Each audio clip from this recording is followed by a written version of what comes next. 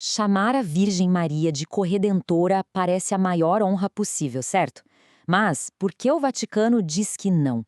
Vamos mergulhar nos motivos por trás dessa decisão que pega muita gente de surpresa. Olha só que interessante, é uma palavra só, corredentora, e ela está no centro de um debate enorme. De um lado, muitos fiéis veem como a honra máxima para Maria. Do outro, o Vaticano enxerga um problema teológico sério. Afinal, por que esse título causa tanta polêmica? Para a gente entender a posição do Vaticano, a gente precisa dar um passo atrás. De onde é que veio essa devoção toda? Como essa ideia surgiu e por que exatamente ela acaba criando um problema teológico? Primeiro ponto, e isso é fundamental, o título corredentora nunca foi um ensinamento oficial da Igreja.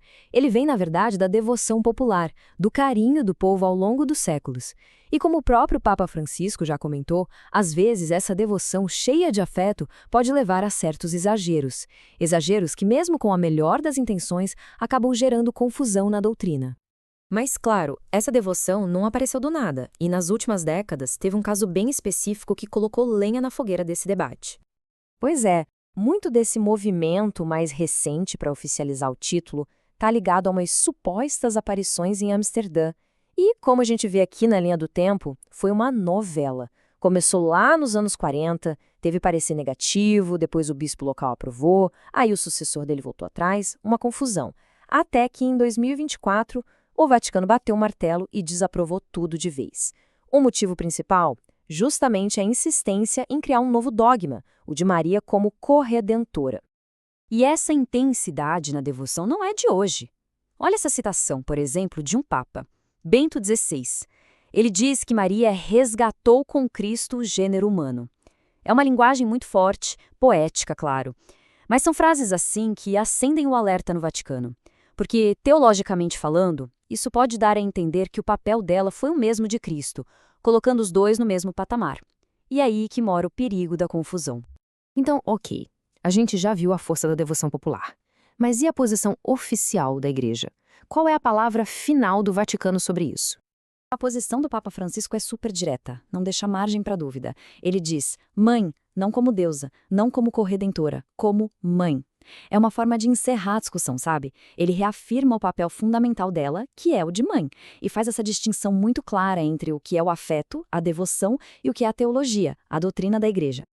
E para não ficar só na palavra do Papa, tem um documento oficial, bem recente, de 2024. Uma nota do Vaticano que afirma que usar o título corredentora é sempre inoportuno. Essa palavra, inoportuno, é a chave de tudo. A gente pode pensar que inoportuno é algo leve, mas não é. Nesse contexto, significa que o título é teologicamente impróprio e inadequado mesmo. Por quê? Porque ele pode gerar uma enorme confusão doutrinária, bagunçar conceitos centrais da fé. E não só isso, também acaba sendo um obstáculo para o diálogo com outras igrejas cristãs, o chamado ecumenismo.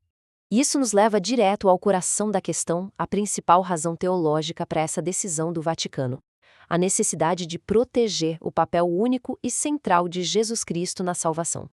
Essa tabela aqui resume perfeitamente o problema. De um lado, a gente tem o que a Igreja ensina, que Cristo é o único mediador, que o sacrifício dele na cruz foi completo, perfeito. Do outro lado, a gente vê o risco do título corredentora. Ele acabou ofuscando essa verdade, criando uma confusão, quase como se sugerisse que a obra de Cristo precisou de um complemento, que não foi suficiente por si só. E por que a obra de Cristo é única? Porque só ele é, ao mesmo tempo, totalmente Deus e totalmente humano.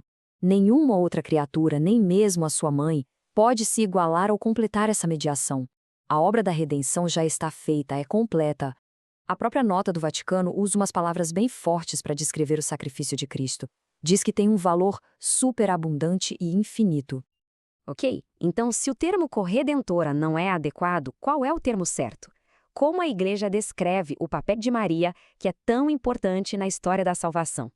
A Igreja fala em cooperação materna. É um papel importantíssimo, poderoso, mas que tem características bem definidas, como a gente vê aqui. É uma cooperação que participa da obra de Cristo, ou seja, ela deriva totalmente dele. É subordinada, está a serviço do Filho. A função dela é de intercessão, como uma mãe, e ela sempre aponta, sempre nos guia para Jesus.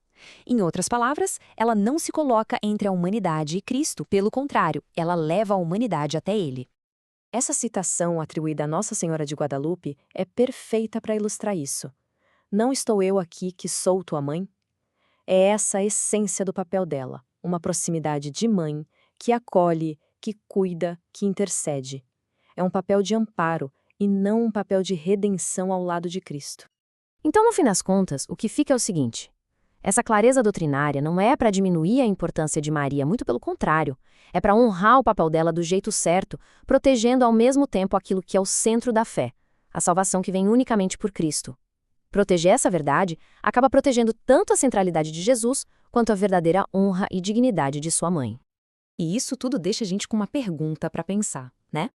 Será que ter essa clareza teológica, entender bem os termos, em vez de esfriar a devoção, não pode, na verdade, torná-la ainda mais profunda, mais madura e mais verdadeira?